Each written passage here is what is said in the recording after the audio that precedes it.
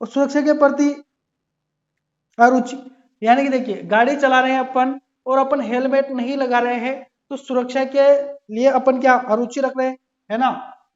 अभी eye flu चल रहा है, आई फ्लू चलते वक्त भी अपन आंखों पर चश्मा नहीं लगा रहे हैं तो फिर ये क्या है, दुर्घटना के कारण है ना। ठीक है, असावधानी, सावधानी से अपन काम नहीं करते हैं। ठीक है, तो मैं यहाँ लिखता जाता हूं कारण क्या क्या है इसके, ताकि आप इनको याद रखें। ठीक है, कारण क्या क्या है, तो आने वाली आपत्ति के प्रति लापरवाही, आने वाली आपत्ति के प्रति प्रति लापरवाही, लापरवाही। ठीक है, अपन को दिख रहा है कि यहाँ पर दुर्घटना होने वाली है फिर भी अपन वहां पर जा रहे हैं। ठीक है, तो वो क्या हुआ, दुर्घटना का कारण ही हुआ।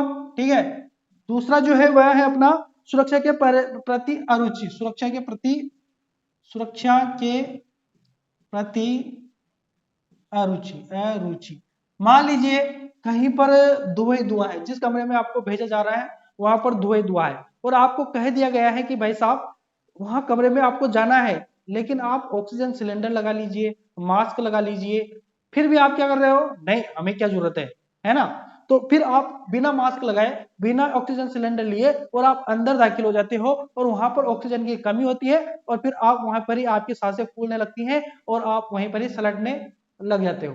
ठीक है, तो ये क्या हुआ, ये अपनी तो अरुचि, अपनी गलती की वजह से तो दुर्घटना हो रही है, तो सुरक्षा के प्रति क्या है, अरुचि। अपन सुरक्षा कर ही नहीं रहे, अपन खुद की नहीं कर रहे हैं तो दूसरों की क्या करेंगे, तो वही है। ठीक है, तीसरा जो है असावधानी, असावधानी, सावधानी, असावधानी, असावधानी बरतना।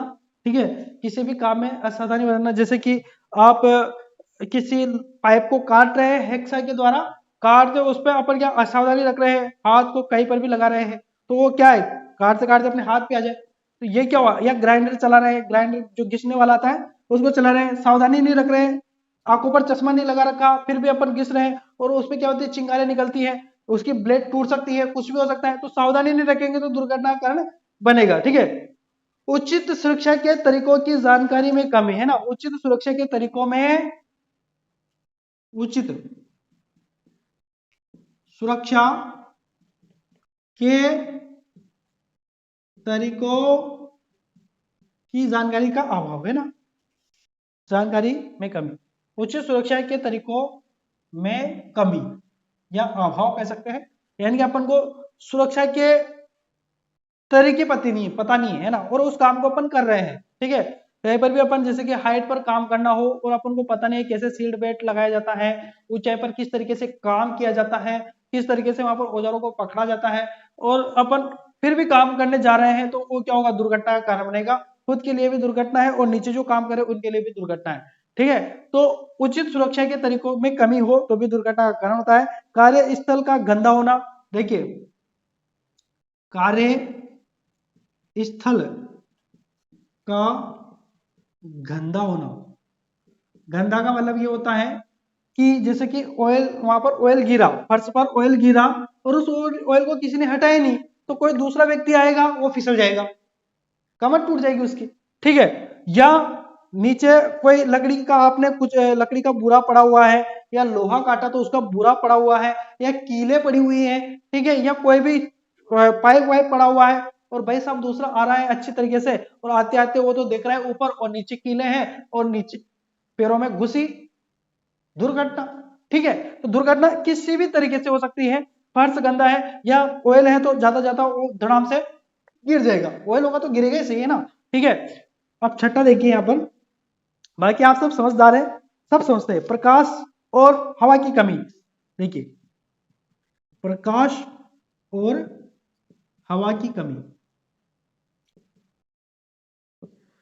प्रकाश की कमी से क्या होता है, तो देखिए आप कोई लैब पर काम कर रहे हैं या कोई वहां पर ड्रिलिंग करना है, जैसे कि ड्रिल करना है, छेद करना है कहीं पर भी और वहां पर प्रकाश नहीं है, ठीक है, तो वो या तो वो जो ड्रिल करोगे आप अनसठ जगह कर दोगे, आपको दिखेगा दिखेगा नहीं ढंग से, अगर प्रकाश व्यवस्था सही नहीं होगी, जैसे कि मान लो आप पढ़ाई कर रहे हैं, कॉपी में कुछ लिख रहे हैं और लाइट चली गई तो आप लिख पाओगे क्या, नहीं लिख पाएंगे, अंधेरा होगा तो ढंग से लिख ही नहीं पाएंगे, तो लिख ही नहीं पा रहे हैं तो अपन काम कैसे कर सकते हैं अंधेरे में, तो अपन अगर प्रकाश की अच्छी सी व्यवस्था नहीं है तो अपन ढंग से काम नहीं कर सकते।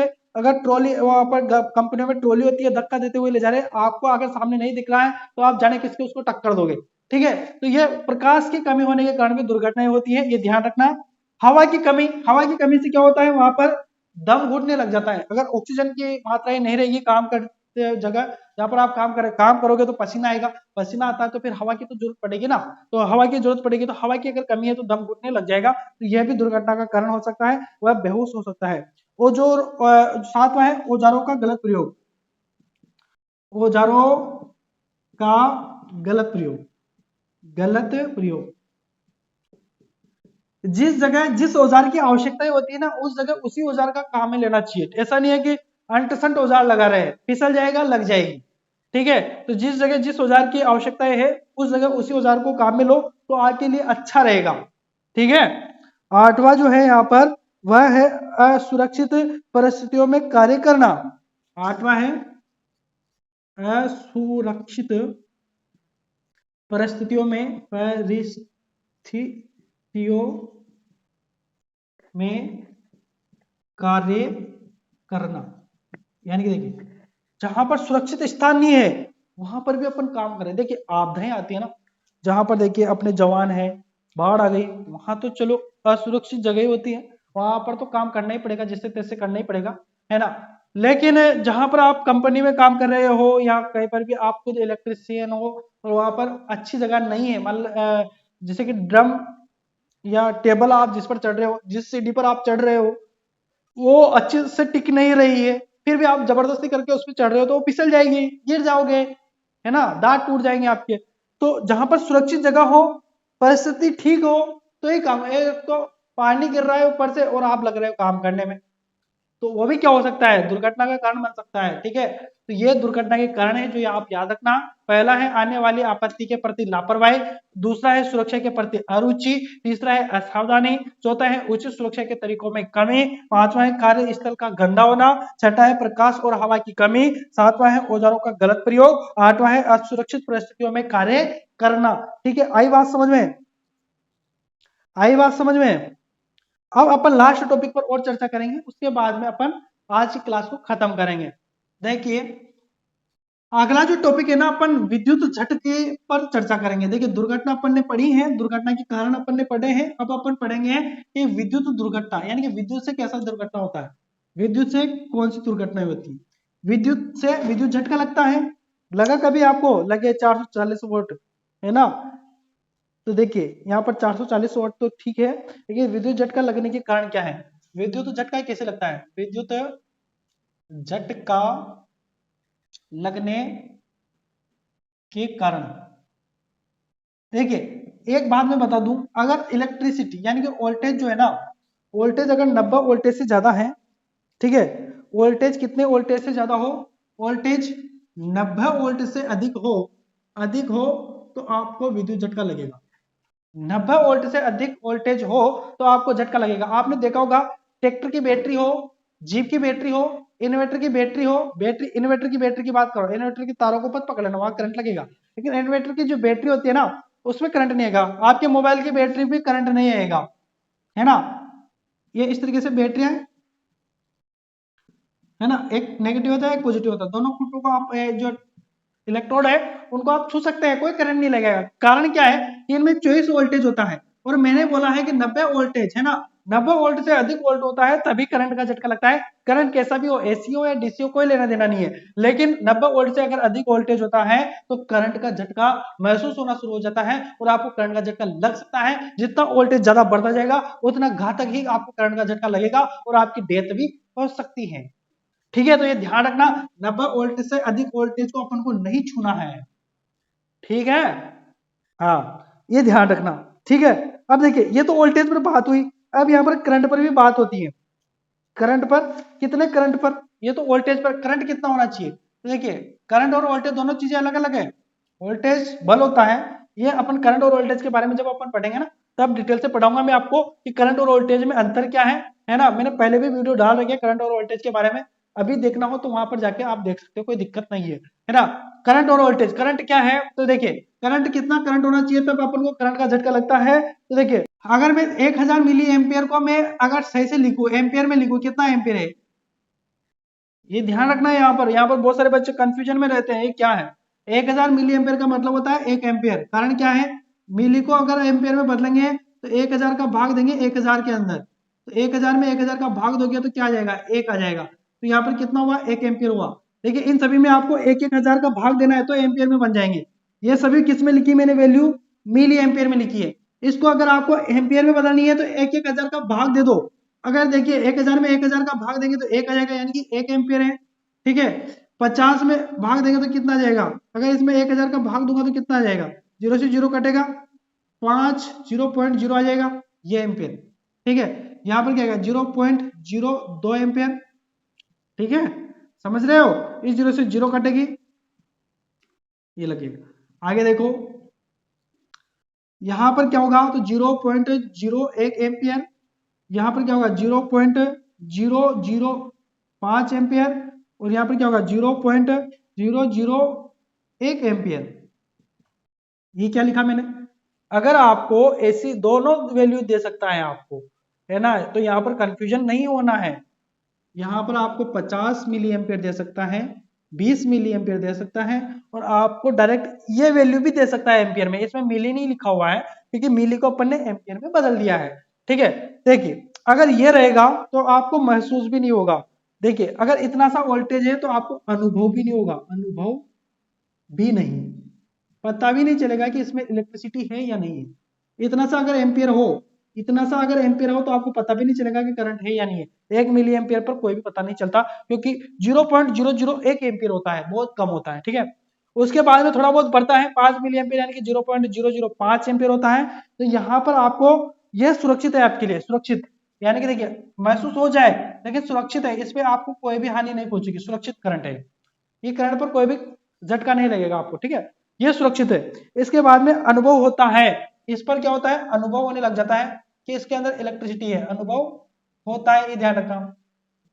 ये इतना सारा मैं क्यों बता रहा हूं, क्योंकि एग्जाम में पूछा जाता है कि इलेक्ट्रिसिटी यानी कि देखिए कितने करंट पर विद्युत झटका का अभाव होने लग जाता है, तो 10 मिली एम्पियर पर। सुरक्षित कौन सा है, 5 मिली एम्पियर। अनुभव ही नहीं होता 1 मिली एम्पियर। इस तरीके से पूछा जाता है, कंपटीशन एग्जाम में भी पूछा जाता है, इसलिए याद कर लेना। ठीक है, मांसपेशियों का सिकुड़ना शुरू हो जाता है। देखिए मांसपेशियों का सिकुड़ना, सिकुड़ना यानी कि देखिए ये 20 मिली एम्पियर का जब अपन को झटका लगता है ना, तो अपनी जो मांसपेशियां वो सिकुड़ने लग जाती है, और अगर ये ज्यादा समय तक लगे रहे तो सिकुड़ती सिकुड़ती इतनी सिकुड़ती है कि अपन को पूरा ही सिकुड़ देती है। ठीक है, तो ये ध्यान रखना है ना, इस पे तो अपनी डेथ भी हो सकती है ना। हार्ट अटैक, हृदय घात किस पर होता है, इस पर होता है, इस तक के वोल्टेज पर, एम्पियर पर, सॉरी, है ना। हृदय घात, हृदय घात यानी कि हार्ट अटैक आ सकता है आपको। हार्ट अटैक कितने पर आ सकता है, 50 milli ampere per heart attack आ सकता है। हार्ट अटैक आने के बाद पता चलता है ना, सलट ही जाता है इंसान। तो देखिए 50 मिली एम्पियर पर क्या होता है, हृदय घात होता है। और इस पर तो बचने की भी संभावना नहीं है, 1 एम्पियर पर तो बचने की संभावना भी है, मृत्यु है, डायरेक्ट मृत्यु।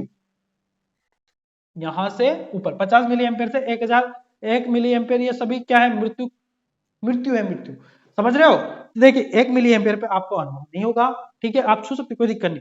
5 मिली एम्पियर पर सुरक्षित है। ठीक है, 10 मिली एम्पियर पर अनुभव होने लग जाता है, 20 मिली एम्पियर पर मांसपेशियों का सिकुड़ना होता है, 50 मिली एम्पियर पर हृदय घात होता है, और 1000 मिली एम्पियर पर मृत्यु हो जाती है। तो इस तरीके से यह है, ये ध्यान रखना। अब देखिए यहाँ पर कुछ चीजें और बता देता हूं मैं, यहाँ पर कुछ चीजें आपको मैं और बता देता हूँ। विद्युत धारा की गति क्या होती है, ये ध्यान रखना। विद्युत धारा की गति जो होती है ना, विद्युत धारा की गति, ठीक है, करंट कैसे लगता है उसी पर चर्चा करेंगे। 3 × 10⁸ मीटर प्रति सेकंड, है ना। एक सेकंड के अंदर, 3 के पीछे कितने जीरो लगाओगे, 1 2 3 4 5 6 7 8, ये हो गया मीटर। 1 सेकंड के अंदर अंदर इकाई, दहाई, सैकड़ा, हजार, 10,000, लाख, 10 लाख, करोड़, 10 करोड़, यानी कि 30 करोड़ मीटर एक सेकंड के अंदर अंदर धारा बहती है। एक सेकंड के अंदर 30 करोड़ मीटर के लगभग धारा बह जाती है। अगर किलोमीटर पर बात करें तो ये 3 जीरो उठा दो, इकाई, दहाई, सैकड़ा, हजार, 10,000, लाख, यानी कि 3 लाख किलोमीटर दौड़ जाती है धारा एक सेकंड के अंदर। जब तो इधर बटन दबाया उधर बल्ब जल जाता है। कारण क्या है? एक सेकंड के अंदर धारा 3 लाख किलोमीटर चलती है, ये ध्यान रखना। ठीक है, प्रकाश की गति के बराबर होती है।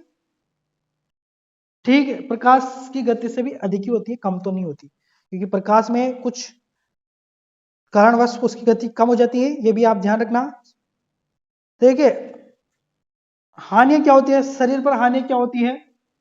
जब देखिए ये धारा जब इतनी गति से अपने शरीर के अंदर से बहेगी तो अपना शरीर का क्या हाल होगा।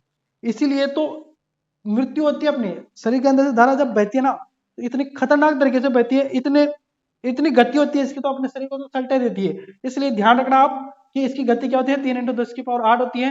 देखिए छोटा मोटा जो करंट लगता है ना उससे क्या होता है, और बड़ा करंट लगने से क्या होता है, बड़ा करंट लगने से तो मांस जल सकता है। शरीर पर क्या हानि होगी, शरीर पर शारीरिक हानियां, हानि क्या होगी, देखिए शारीरिक हानियां जो होगी, हानियां वह क्या होगी, छाले पड़ना, छाले पड़ना, छाले पड़ सकते हैं, शरीर पर छाले पड़ सकते हैं, और मांस का जलना, मांस जल सकता है, मांस का जलना, ये दोनों हो सकते हैं, ये ध्यान रखना। या तो छाले पड़ेंगे या मांस जल जाएगा। ठीक है, आपने बहुत सारे वीडियोस में देखा ही होगा, बहुत सारे सुसाइड करते हैं, उनके वीडियोस आते हैं एकदम से ब्लास्ट हो जाते हैं, तो कारण यही है कि इतना मिली एम्पियर, इससे अधिक मिली एम्पियर होता है वहां पर, तो वो क्या होते हैं, जैसे छुएंगे ब्लास्ट हो जाएंगे।